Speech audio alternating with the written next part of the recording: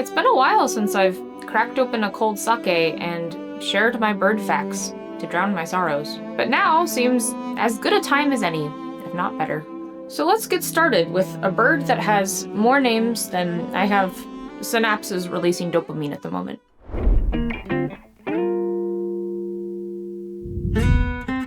Timberdoodle, mudbat, bog sucker, oakumpoke, trainantor, night partridge, brush snipe, beacass, Labrador twister, also known as the American woodcock. First of all, this bird looks... Its visual field is probably the largest of any bird, 360 degrees in the horizontal plane and 180 degrees in the vertical plane. And when you look at their skulls, you can kind of see why, because their eyes are kind of in the back of their head. I'm not sure exactly where their brain is, but I'm sure they still have one. But they don't just look weird. They have a really cool bill that's prehensile.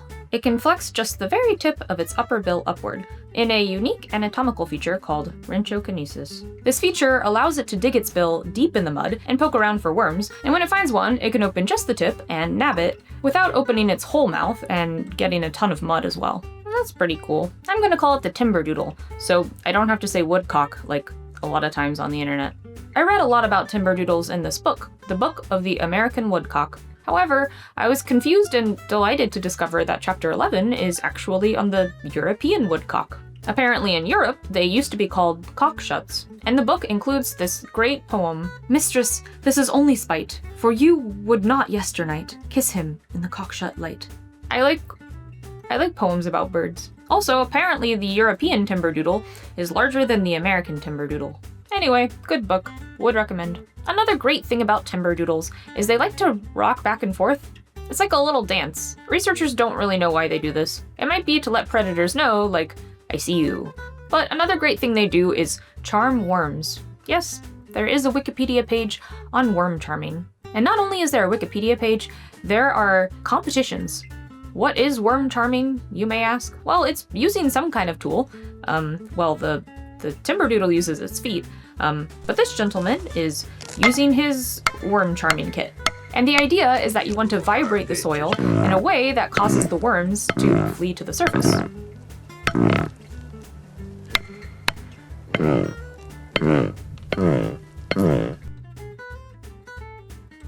Why do they flee to the surface, you might ask, as opposed to away from the source of the vibration, which would probably be horizontal or maybe down? Well, there are two theories. One theory is that the vibrations are similar to rain hitting the soil. When it rains, the worms want to come to the surface to avoid drowning in their little wormholes. But the other theory is that they're trying to escape moles, their most dangerous predator. And so I was thinking about it, and I was like, well, the second theory makes less sense to me, because if they're trying to escape a mole, would they go up, or would they just go, away from the mole? And then I was thinking, well, maybe they would go up, because I guess the top layers of soil are going to be less compacted than the lower layers, meaning that they could escape more quickly. But I was worried that this would just be open for debate, and nobody would have looked into this. But very fortunate to all of us, Kenneth Catalina did the research we need to answer this question in his paper, Worm Grunting, Fiddling, and Charming.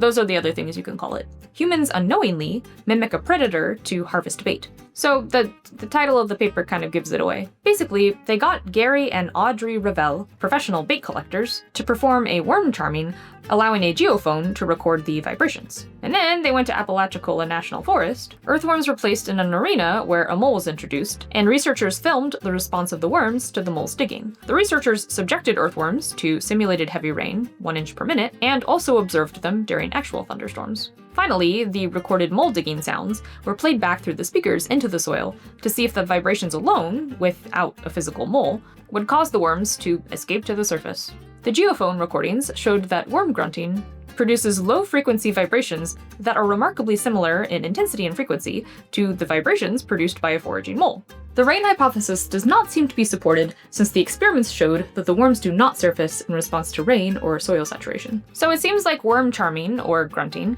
is just pretending to be a mole.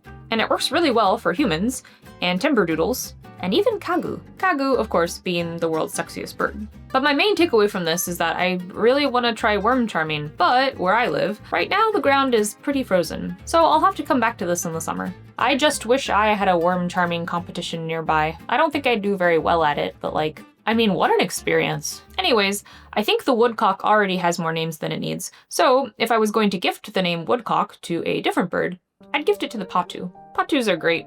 They're nocturnal, so at night they go around hunting, I assume by scaring the living daylights out of anything that happens to come across them. But during the day, they like to climb up on a stump and pretend to be the rest of the stump. This is called masquerading. When they masquerade, they pick a perch that is similar to the diameter of their body. Then they perch at the best angle to mimic it. They also nest on a stump. And by nest, I mean they plop a single egg in it. I assume so they can continue masquerading while they incubate the egg. Also, their feathers are thought to ward off seduction. But what if there was a magical place where birds didn't have to be stumps? They could just be themselves. Because everything is a bird. Well, such a place exists, and it's called New Zealand.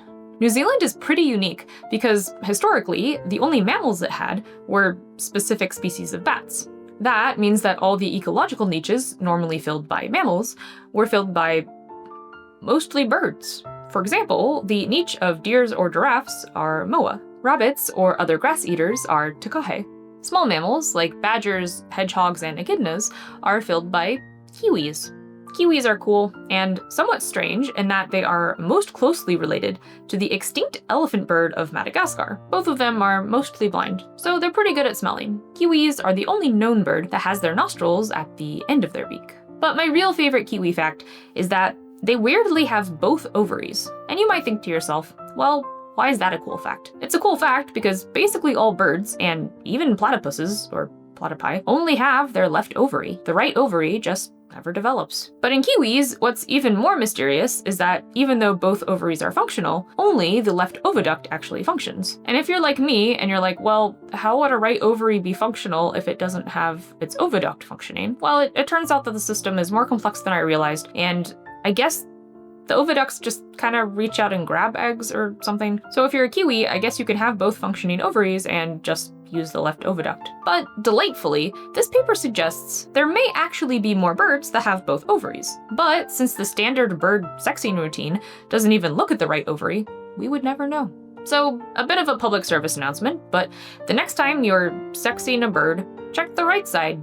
Who knows what you'll find? Maybe an ovary. Also, you probably know that kiwis have absurdly large eggs, like up to 1/4 of their body weight. But what you might not have known, and is a very sad fact, is that towards the end of gestation, the egg is so big that it squishes the stomach to the point where they just have to fast. They don't get to eat until they lay the egg. Kiwis also have very small vestigial wings. And by small and vestigial, I mean like kind of comically so. Another excellent New Zealand bird is called the kakapo. It's a flightless, nocturnal parrot with a cool facial disc. Kakapos are interesting because they have very, very low metabolisms, so they live a really long time, potentially up to 100 years, making them one of the world's longest living birds. The name kakapo is Maori for night parrot. Their scientific name is great, Strigops habroptilus, which means owl face soft feather, which makes sense because of the facial disc, which looks like an owl, but also their feathers are incredibly soft because they don't have to fly. And if you don't have to fly, it turns out you don't need as much of the rigid, pokey parts of feathers. They can be super soft, like fur. Given that this is an incredibly good genus and species name, I was extremely distressed to find that there is controversy. You see, it is apparently somewhat unclear whether the genus name, Strigops, is feminine or masculine, I guess in the context of Latin. The implication being exactly what the species name should be, either the feminine Habroptila or the masculine Habroptilus. In 1955, the International Commission on Zoological Nomenclature ruled that the genus name Strigops was feminine. Based on this ruling, most ornithologists used the feminine. Until, in 2023, the Bulletin of Zoological Nomenclature decided that in fact the 1845 masculine was the valid scientific name of the kakapo. I really wanted to learn the rationale, and so I reached out to the authors for a preprint, but no dice, so I paid $10 to get this information.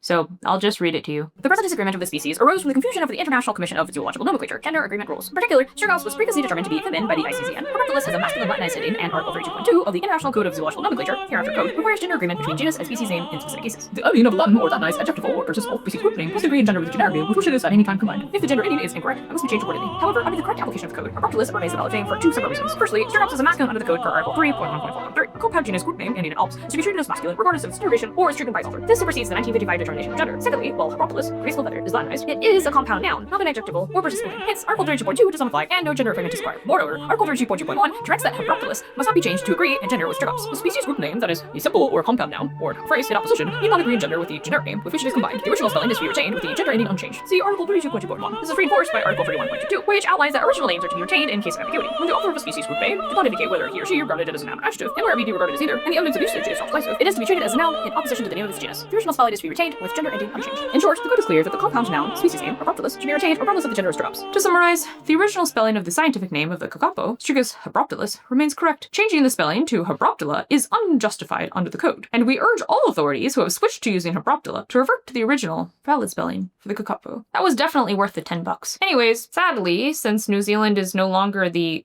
mammal-less paradise it once was, the introduction of rodents and other animals means that they're extinct on most of the islands, and there's only currently like 200 total. Unfortunately, to make matters worse, the kakapo is the slowest breeder, along with the wandering albatross, California condor, and harpy eagle. Historically, though, the only nighttime predator of the kakapo was the recently extinct laughing owl, or jackass owl, which apparently was attracted to the sound of the accordion. As they are extinct, we will sadly never know the sound of their laugh, but I bet it was pretty fucking creepy if they were attracted to accordions. Speaking of owls, let's do some owl facts. So, I've noticed that whenever I look at pictures of birds, I look at owls and I think, dang, those are like really cute. Like, I look at some birds and I'm like, oh, that's a nice bird. But when I look at owls, I'm like, oh, that's a cute little guy. And I never really knew why this was because, I mean, they're all just birds. I mean, not just birds, they're all birds. So I was trying to figure out why owls in particular, I think, are like particularly cute. And then I discovered that owls are basically the only bird that has both eyes facing forward. So that makes them look kind of human. They also kind of have baby proportions because they have round heads and a massive eye-to-head ratio and small little round beaks. And, like, supposedly, things that look like babies you kind of inherently think are cuter than things that I guess, like, don't look like babies. And that's weird for me because I personally don't find babies very cute, but I find owls, like, super cute. Maybe instead of a cat lady,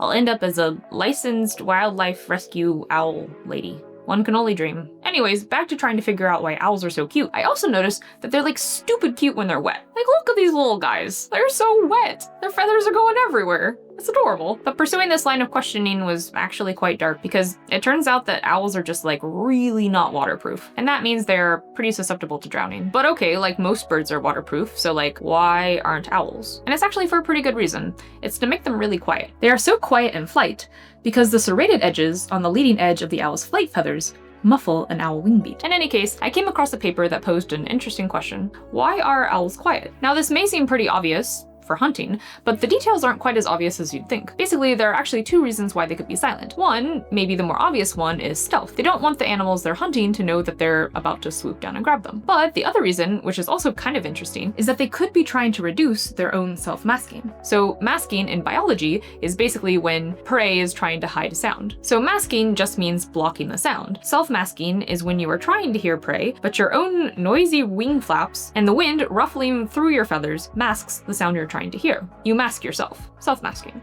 So the idea is that these specialized feathers might actually just be reducing the owl's own sound, reducing the self-masking. So then the question is like, okay, how do you test this? First, we're going to assume that these specialized feathers are fairly costly. Basically, if they're not actively needed, they're not going to be there. So if stealth is the primary reason, you can imagine that owls that hunt listening prey, like mice, versus functionally deaf prey, like fish or arthropods, will have different morphology. Also, owls in areas like deserts with very low background noise will have different morphology than owls in a rainforest. However, if it's more related to the self-masking, the morphology should be positively correlated with how much an owl relies on hearing versus sight. To investigate this, they decided to take facial disc measurements and compare them to eye size. The hypothesis being that owls with larger discs rely more on sound, and owls with larger eyes rely more on sight. No species has both large eyes and a large facial disc. The takeaway was basically that owls that needed to be very quiet for their prey and owls that needed to be able to hear well both independently have this morphology. But notably, the owls with the largest facial discs also tended to have the quietest flight. I thought that was cool. Anyways, I have to save more owl facts for the future, but just a reminder that their form is a lie. They may look large and round and fluffy, but they are actually quite small and mostly leg. Also, a group of owls is apparently called a parliament. So let's move on to megapodes. Imagine a bird basically the opposite of the potoo. Instead of laying a single egg in a stump, and sitting on it, what if you found some volcanically heated sand and dug a hole and just laid a ton of eggs in there and just let the volcano incubate the eggs for you? That's what some megapodes do. If you know any Latin, you would know that megapode means large foot. But really, that's like the least interesting part of these birds. Megapodes are unique in that they use a complex mound compost system to keep their eggs heated. This is a bit tricky because even though the parent of the offspring doesn't have to sit there warming the eggs, somebody still has to open and close vents in order to keep the eggs at the appropriate temperature. The Maleo is a large megapode that is endemic to Sulawesi and nearby small islands of Bhutan in Indonesia. It likes to nest in volcanic soils or beaches that are heated by the sun or geothermal energy. How do they know if the sand is hot? They take mouthfuls of it and they spit it back out. I found this great husbandry and conservation paper, and from it I learned that Maleos really like peanuts. Like, they really like peanuts. Conservationists use peanuts to know if the Maleo is doing okay. The enthusiasm with which the peanut is greeted is the test. An offered peanut that is met with anything less than extreme eagerness should be taken as a sign of either an impending egg or severe illness. When laying eggs, the female demonstrates a marked level of inaptence, a phenomenon we refer to as off peanut. So going back to their unusual nesting behavior, one of the benefits of having geothermal heat, or hot sun, incubate your eggs is that it's a lot less costly for you. This means that the eggs can incubate for a fairly long time. And it's possible that since the Maleo is the only megapode to do this, it's an adaptation that hasn't necessarily caught up with the physiology. Some chicks, before they hatch from their egg, have an egg tooth that helps them, like, break out. And then eventually the egg tooth goes away. The Maleos are in their eggs for so long that they develop an egg tooth, and then the egg tooth goes away. And then they just kick their way out. Another interesting megapode is the brush turkey. These are apparently pretty common in Australia. They look like a turkey. Brush turkeys are interesting because basically a male makes a gigantic mound. This dominant male sits on the mound, and as female brush turkeys come by, they mate with the dominant male and lay their eggs in the mound. More and more eggs accumulate, and the dominant male must work hard to keep all of the eggs at the correct temperature, adding more compost, opening and closing the vents. This diligent work is so tiring that eventually the dominant male will be usurped, and a new male will take over the mound. This new male will sit on top of the mound, and the female brush turkeys will come by and mate with the new dominant male and lay their eggs in the mound, and the cycle just kind of continues until eventually, I guess, all of the eggs hatch. The newly hatched young dig themselves out of the mound and proceed to take care of themselves. Luckily, the same nesting sites are generally used year after year, so they don't have to start from scratch. Speaking of birds that look like turkeys but aren't turkeys, the turkey vulture. Turkey vultures have an incredibly good sense of smell that allows them to find carrion. They're so good at smelling dead things that the German police decided to train vultures to find bodies. The vultures are thought to be better than sniffer dogs at finding bodies when a large area has to be searched and the terrain is difficult. So there was a follow-up article that says, German police vulture scheme fails to take off. So it turns out that turkey vultures actually prefer to walk. Like, they don't really want to fly that much. It's kind of hard to, like, get them to take off and scour an area. And then also there were concerns that, like, I mean, you can't really train the vulture once it finds the person to, like, not eat them. And presumably if it's bad terrain, the vulture might get there, like, quite a long time before you do. And yet another quote, they are not pretty with their bright bald heads, but they do have an ability to locate carrion, if they want to. Sherlock does not, or not if it involves too much effort. So yeah, I guess turkey vultures are not ideal for finding bodies. Who would have thought?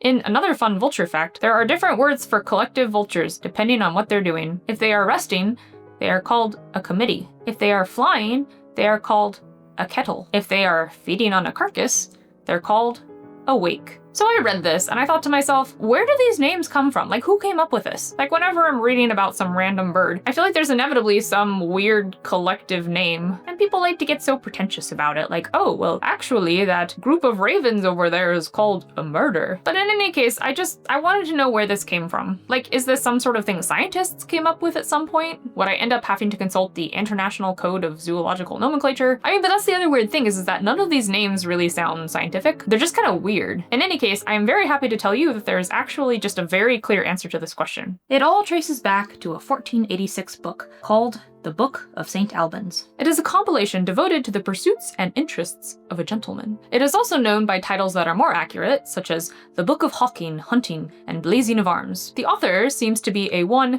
Dame Juliana Berners. Now, Juliana Berners has one of the most interesting Wikipedia pages that I've seen in a long time. Why, you may ask? Well, It has multiple sections, such as Life and Work, Treatise of Fishing with an Angle. However, it is noted that the only documentary evidence of her existence is an attribution at the end of the original 1486 book that reads, "Explicit Dame Juliana Berners in her Book of Hunting." So really, this whole article is just like hypothesizing what I guess she might have done, I guess, contextually in the time period. Anyways, back to the book. The book is excellent. So excellent, in fact, that in its hawking or falconry section, it has a hierarchy of raptors based on the social ranks for which each bird was supposedly appropriate. The emperor raptors were eagle, vulture, and merlin. The king was a gerfalcon. The prince was a gentle falcon, or a female peregrine falcon. The duke was a falcon of the loch. The earl was a peregrine falcon, presumably male. The baron was the buzzard. The knight was the saker falcon. The squire was the lanner falcon. The lady, the merlin. The yeoman, the goshawk. The poor man,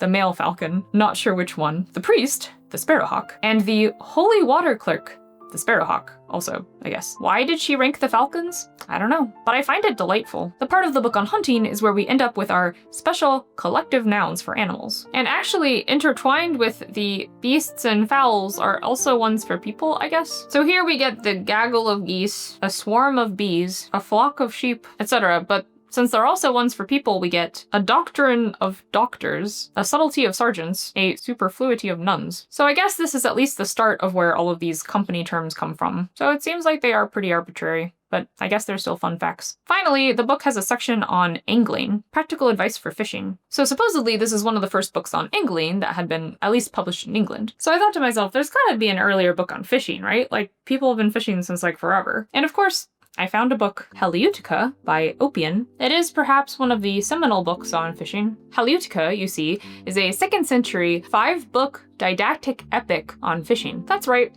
someone composed an epic didactic poem in Greek hexameter on fishing. It's even dedicated to Marcus Aurelius. Now this already sounds pretty good, right? I mean, it's a poem about fishing. And I like ending my bird videos with poems, even if they're about fish. So I was already pretty excited, but I do have to tell you that this book was better than I ever could have dreamed. For whatever reason, the poet, Oppian, decides to personify the fish. The fish in Haleutica are presented in a highly anthropomorphic fashion. Their behavior is generally motivated by emotions such as hate, love, jealousy. And as I said, there are 5 books, so each book has something different going on. Book 1, Where Fish Live.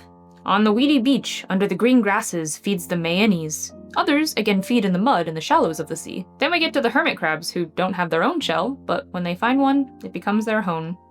I'm sorry, they cover their bodies with a bastard shelter. For when they see a shell left all desolate, the tenant having left his home, they creep in below the alien mantle, and settle there, and dwell, and take it for their home. So that's where the hermit crabs live. And then he does a quick prayer to Zeus, of course. O Father Zeus, in thee and by thee are all things rooted. Whether thou dwellest in the highest height of heaven, or whether thou dwellest everywhere, for that is impossible for a mortal to declare. Blah blah blah. Thank you, Zeus, for the fish, I guess. But then we start to talk about love. There is much passion among fishes, and jealousy and desire, that grievous god, and all that hot love brings forth, when he stirs fierce tumult in the heart. Eels coil around one another, and closely entwined, they writhe their moist bodies, and from them a fluid-like foam flows and is covered by the sands. And the mud receives it, and conceives, and gives birth to the trailing eel. Such also is the generation of the slippery conger.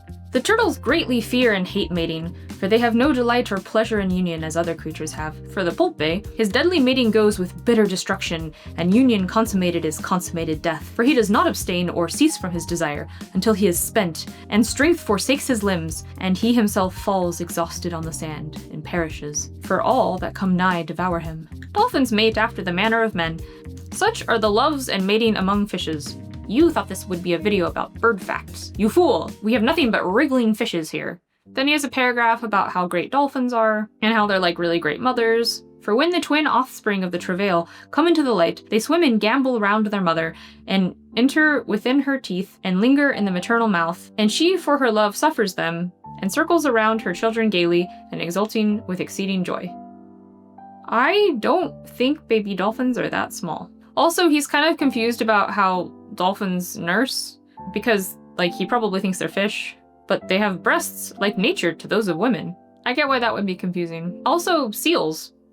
Yay! And the seal also tends to her young no less well, for she too has breasts. So that's just chapter 1. Chapter 2 is about the battles of the fishes. So he starts with the whole paragraph about how great the gods are, and they gift things, and blah blah blah. And then he ends it praising Marcus Aurelius again. And then finally we get back to fishes. Among fishes, neither justice is of any account, nor is there any mercy or love, for all the fish that swim are bitter foes to one another. He's pretty sure starfish are reptiles, which is fair.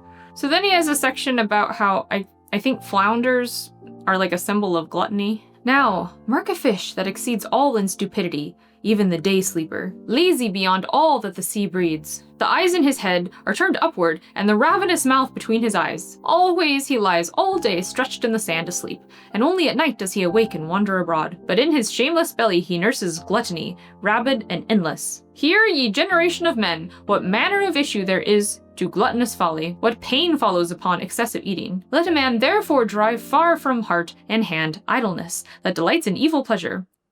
Chapter 3 is about how to prepare for fishing. It starts again talking about how great the gods and Marcus Aurelius are. And then he lets you know what peak physical performance looks like for fishers. First of all, the fisher should have a body and limbs both swift and strong, neither overfat nor lacking in flesh, for he must fight with mighty fish in landing them, which have exceeding strength. Cunning of wit too, and wise should the fisher be. Daring also he should be, and dauntless and temperate. And he must not love satiety of sleep, but must be keen of sight, wakeful of heart, and open-eyed. He must bear well the wintry weather. So that's like a lot of demands for being a fisherman. And then he talks about how cunning fishes are, and how good they are at eluding fishermen.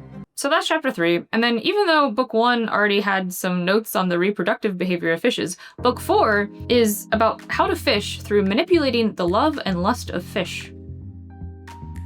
Chapter 5 is about how to catch really big fish. But again, Opian really likes dolphins. So he tells you how to catch them, but he also really judges you for it. But notwithstanding, although the dolphins so excel in gentleness, and though they have a heart so much at one with men, the overweening Thracians, and those who dwell in the cities of Byzas, hunt them with iron-hearted devices. Surely wicked men and sinful, who would not spare their children or their father, and would lightly slay their brothers born. And then it ends pretty abruptly.